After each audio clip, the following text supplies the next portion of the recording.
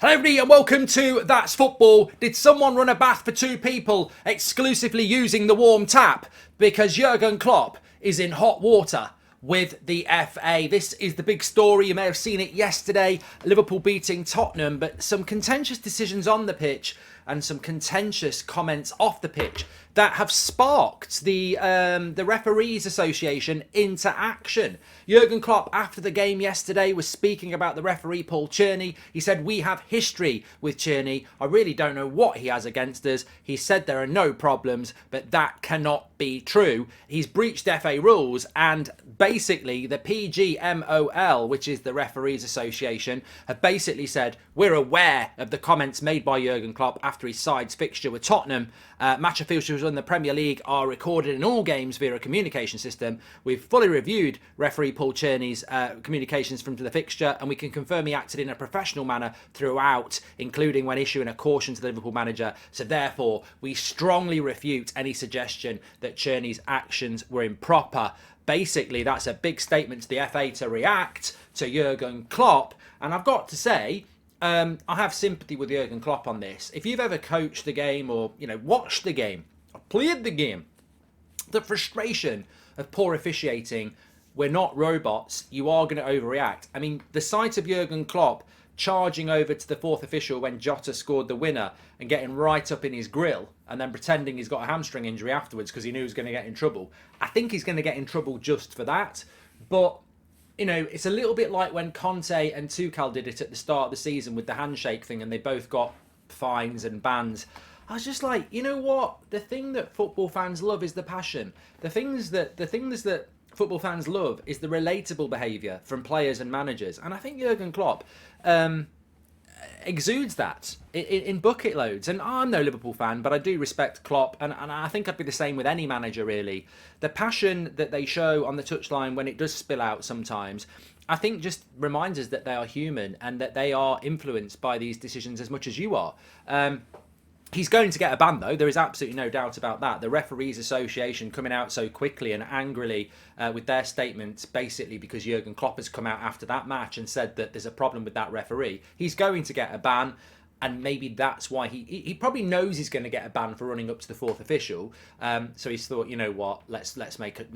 I'm going to get one anyway. Let's just say what I really think. And he's had a pop at the referee. And I'm sure there are plenty of fans out there and plenty of managers this season who feel like doing the same. None more so than probably Brighton. Some of the, it's all right that the Referees Association coming out so quickly when somebody says something bad about one of their officials, and yet they go and bury their head in the sand countless times this season with poor officiating. I mean, look, in fairness, in that game yesterday, I can't speak on how bad that decision was to not send Skip off for the foul on Jota. I mean, the benchmark has been set on inconsistency in the Premier League this season. It is dreadful. We've had people forgetting to draw lines. We've had people not seeing blatant penalties. And we've had Casemiro sent off for a tackle against Southampton where he got a lot of the ball and still went over the top of the ball and caught the player and got a red card on VAR review. Skips out of control, barely touches the ball and makes a strong connection on Jota's leg. No red card. This is, I would be fuming. I mean, it's something that really bothers me, as you probably know from watching the channel. But I don't care whether it's Liverpool, Brighton, Man United. I'll call it out. I'm fed up of the officiating in this country. It is so inconsistent. And I don't think VAR is the problem. I'd probably get rid of VAR anyway. But I don't think it's the problem. It's the people operating it. So I can understand the frustration. And people will also point at why didn't Jota get a red card as well. I mean, I personally think that, that probably should have been a red. But ultimately, he hasn't mean to do it. It's a little bit reckless. His foot's a bit high. But you do see red cards get given for that, whether it should be or not. So the officials had a bad game. There's no doubt about that. And there's no excuse when you've got VAR to protect you. It's not heat of the moment, you miss it. You can review it. So you can get why both managers yesterday would have been very, very frustrated. But Jurgen Klopp ultimately will end up getting a ban. There's absolutely no doubt about it. If I was Jurgen Klopp, I'd be saying, well, you didn't give the linesman a ban, did you, for throwing an elbow at Andy Robertson? But water under the bridge, I suppose. But it will be a ban, and it'd be interesting to see what impact that has on Liverpool, because Liverpool are still, odds against, but trying to win every game so that they can push for top four potentially. Certainly trying to get into the Europa League. So losing your manager from the touchline can be quite influential for a club like Liverpool. But ultimately, I think we all know it's going to happen. Is it right that it's going to happen? Let me know in the comments what your thoughts are. I mean, I've got to be honest, he's going to get a ban. He will get a ban. You know, you can't speak about referees in post-match interviews. I think you should be able to, but you can't. So he's going to get in trouble for that. And I also think that the aggression he showed to the fourth official will probably not go in his favour as well. So, you know, it's one of those. But what I would say in defence, and, you know, I've got no reason to defend a Liverpool manager, but it's just the lack of accountability and the lack of consistency. You know, I completely disagree with Conte and Tuchel getting the bans and charges they got at the start of the season. And I think that, you know, the referees and their association may well be unhappy about what Jurgen Klopp has said, but is it not just a reflection of the season that we've had in the Premier League? It has probably been the worst officiated season we've ever had in one of the best Premier League seasons we've ever had. And you can understand why at the business end of a season, people are getting very, very frustrated. I mean, let's not forget, Liverpool, if they'd drawn with Spurs yesterday, got no chance really of getting top four. They probably haven't got a great chance anyway, but it's still alive. It would have been dead yesterday with that draw. So you can understand the relief when Jota scored, and you can also understand the frustrations when you feel that you are getting bad officiating decisions. And as I say, collectively in this season, we have seen it a lot, a hell of a lot. And we haven't got robot managers. We've got human managers, and they react like a lot of people do. And it's very frustrating.